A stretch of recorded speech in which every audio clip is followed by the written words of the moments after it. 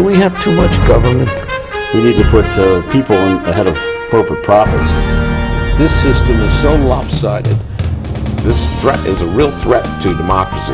And I think that's really important. That's something we haven't been doing in this country for a long time. Where do you start? What do you do? How do you do it?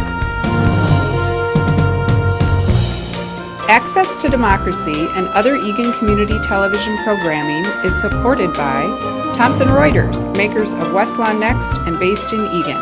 Through Westlaw Next and other innovative online services, Thomson Reuters is the world's leading source of intelligent information for businesses and professionals. Online at thomsonreuters.com. And by U.S. Federal Credit Union, the member-owned financial institution offering service, value, and experience you can trust to the greater Twin Cities community.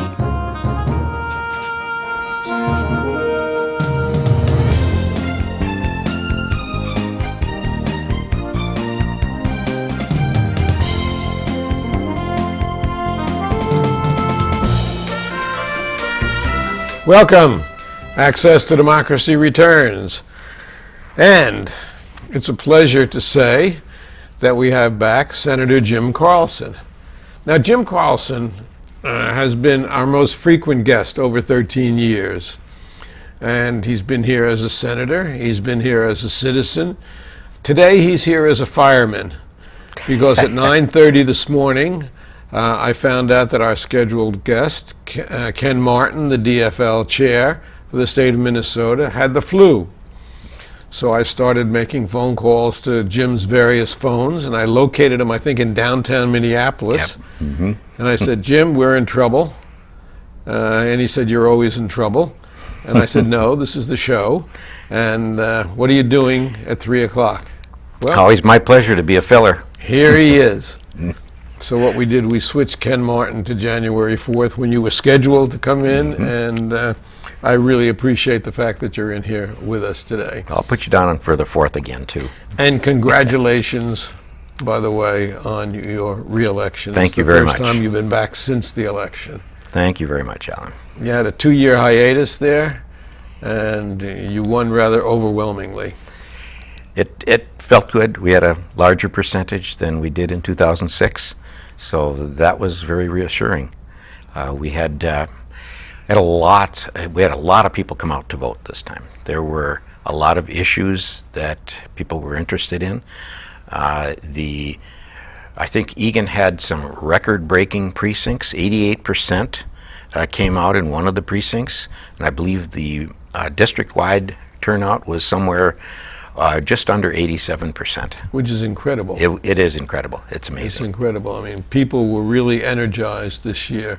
And it wasn't just the 2 amendments that energized them, but it was the fact that the legislature just treaded water for 2 years and accomplished virtually nothing that really, really motivated them to get back, to get out, and to vote people back into office who they can look to for some results in this next 2 years, next 4 years in your case as a Senate, as a 4-year term. Yeah, I think you're right there. There was a lot of discontent. It came to us at the doors, but not strongly. It was just, when are you guys going to get something done? Thinking that I might even have been an incumbent. So people weren't necessarily voting for the person or the party. They were voting against the incumbents. And I think they were right in that, because there really has not been very much done since I've been back at the Capitol to do the various things that you do when you get elected and get ready to go into session on Tuesday, the 8th of January.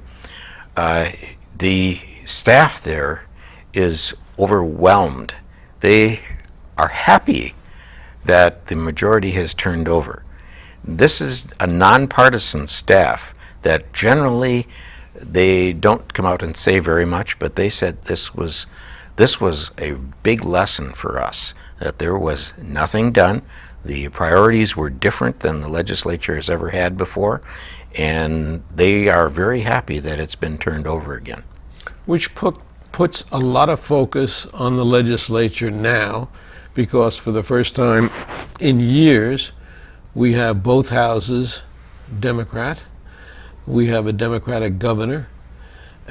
We have a deficit, which yesterday was announced at $1.1 billion, which we'll talk about in a few minutes.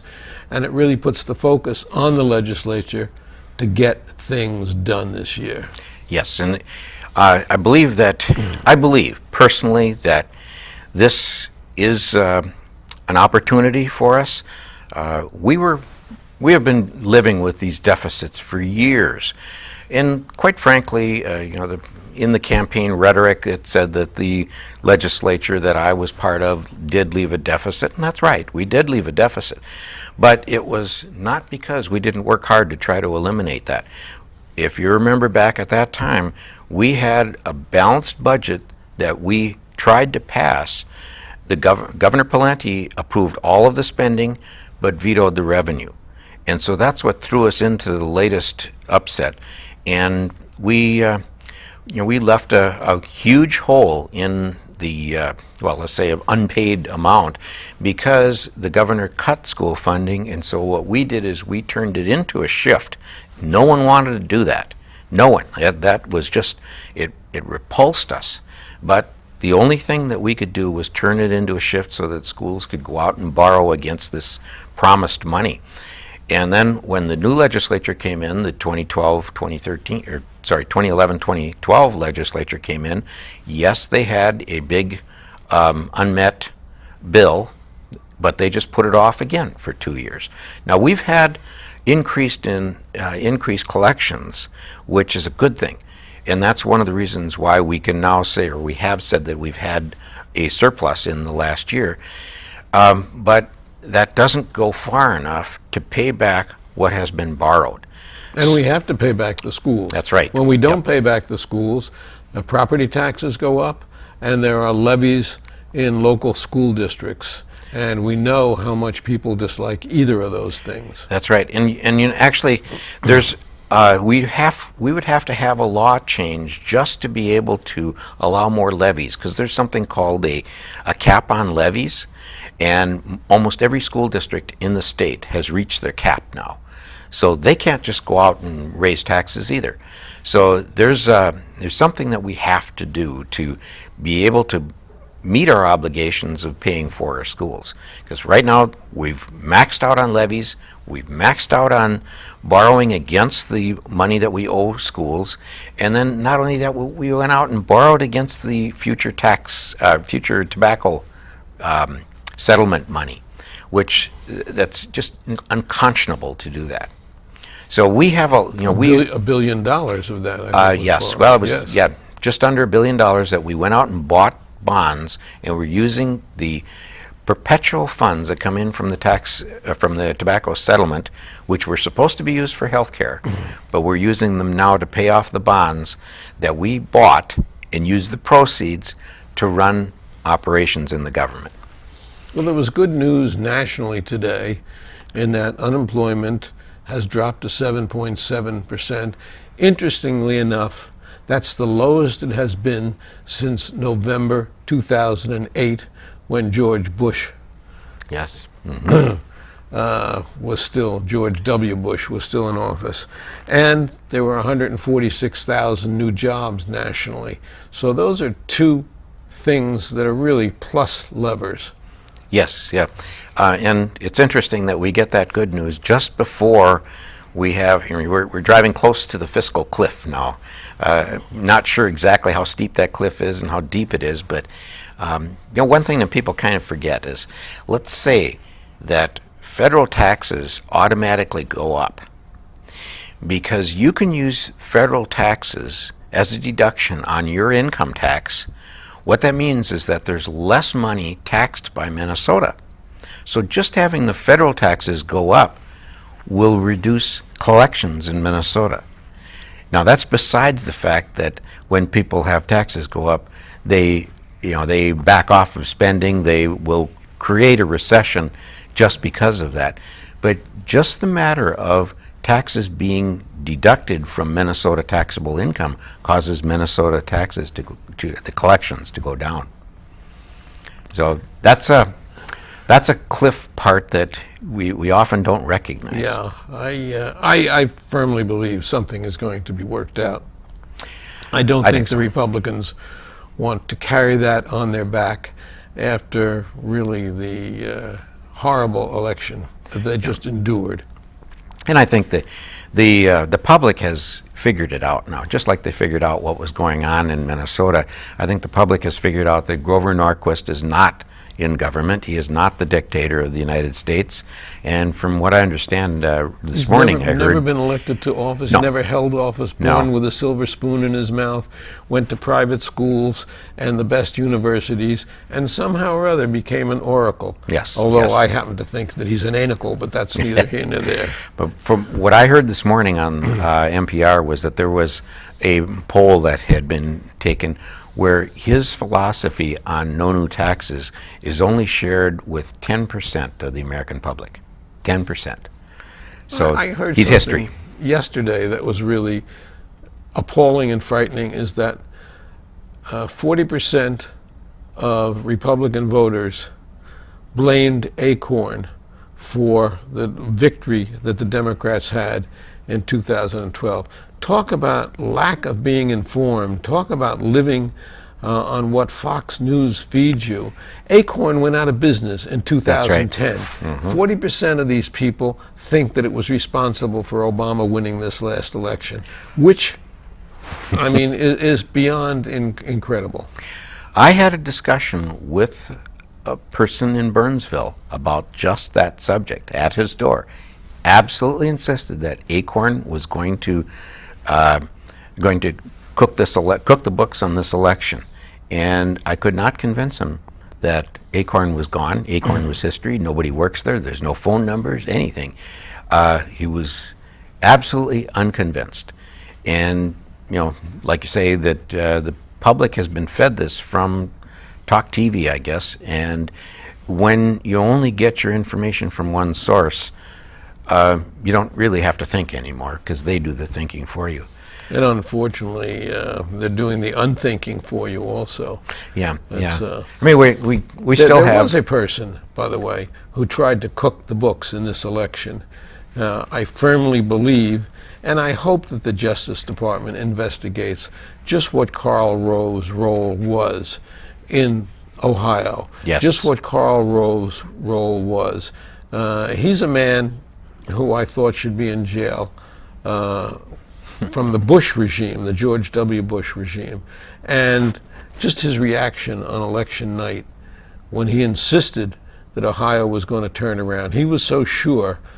What was he so sure of? What did he know? What did he think he knew? And Anonymous came forward and said that they really had stopped several states from having their... I wouldn't want to give any credibility to the Anonymous story that is not due. It's an amazing story, and if anyone ever wants to look at it, they can just go and Google Anonymous and Rove, and you'll get the story. But the fact of the matter that it is so has had such high impact, if it were true, that I think that we need the Attorney General to look into it, because I don't want to believe it if it's not true. If it is true, then perhaps someone needs to go to prison, and I think we need to look into it to get that answer. Whether there's anything real in it, that he did develop some software that was going to cook the numbers, or not. And I guess I would like to know the truth of that, and that should be able to be looked into. So yeah, and it's interesting that these folks, the Jim DeMint now too has resigned. A person. He ran the Republican campaign. Yes, did he not? Yes. He has been active in many of the more controversial candidates around the country. And so, the more regressive things that have come out of really the House, the Senate. And as far as we're concerned here, where the blogs now they're focusing in on the ALEC influence in Minnesota, and that's something that I don't believe is going to go away right away. I read a blog last night that had the ALEC being the American Legislative Exchange Council. And those are the people that were writing a lot of the legislation that these right-wingers were pushing forward. It's a bill mill that presented legislation to more conservative legislatures across the nation. And once it became obvious that these people were affecting state legislation, and the pushback got pretty strong, then a lot of their funders have dropped out of ALEC, with the exception of the Koch brothers are now, I guess, primarily funding it. And the Koch brothers were active here in Minnesota. There was a Americans for Prosperity Minnesota PAC. Now this is one of the PACs that does not need to report, and they put out attack literature in several races, including ours. Well, wasn't about $400,000 spent in this Senate district against you to try to knock you, well, I can't say knock you off because you weren't even the incumbent this time. Yeah. You were the challenger. Well, there's a reporting period that ends October 22nd. Anything spent prior to October 22nd is supposed to be reported before the election. And on both sides, totaling it up, the Politics in Minnesota, the website that does a lot of this, they reported that $466,000 on both sides had been spent. Now, I went through and looked at what was spent against me, and evidently there's some people that, the Republican Party didn't report. So I don't know if there's a campaign finance violation there or not, but there's others that didn't report too. And then there's some that don't have to report, like the Coalition of Minnesota Business, Americans for Prosperity Minnesota. They don't have to report. But if you estimate what it takes to put out a piece of literature, and this doesn't even include the phone calling that the coalition was doing, there was probably about $407,000 spent by that reporting time by all groups. Now, we'll find out in January when everyone has to report, and then we can even get a better number. We'll talk about it next time you're here. Yeah. Now, along with congratulations on your reelection, I sent you a list of things that I hope are attacked in this new term of the legislature. And number one was changing the ridiculously easy method by which constitutional amendments can be proposed, by requiring either a 75% vote or 2 consecutive legislatures to vote on it, because the absurdity of the 2 constitutional amendments that were proposed this year is beyond belief. Do you think that's something that will be attacked? I think that will be attacked, yes. The number I've heard was at least requiring a 60% majority in the bodies to pass it. Now, we don't have a veto-proof majority in either house. So what we have to do is make sure that people on the other side are also in favor of that. In general, I think they would be, because but you do have the governor, so you don't have to the worry governor, about the right. vetoes in that regard. Instituting sales taxes on all internet or social media sales to increase our coffers and, more importantly, to protect our local merchants.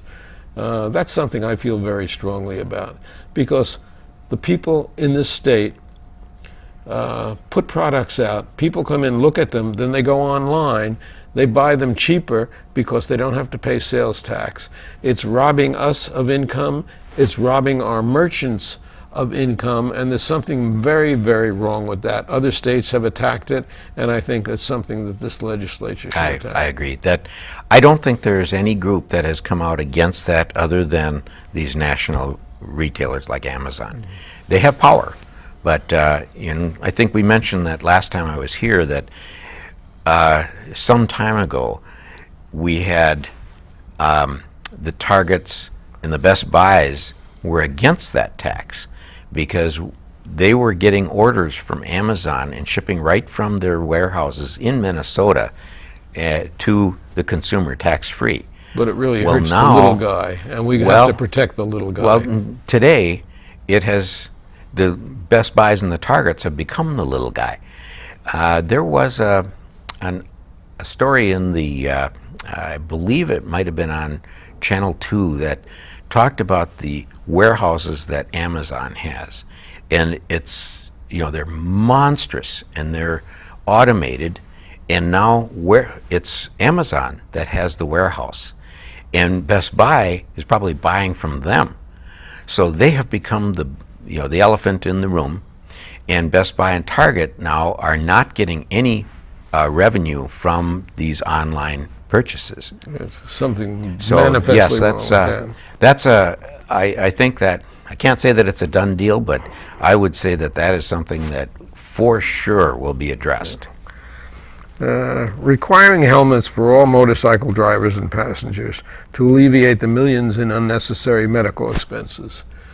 You don't agree with me there. Well, you're a motorcycle enthusiast. I haven't been on a bike for a long time, but I still I still have a motorcycle endorsement.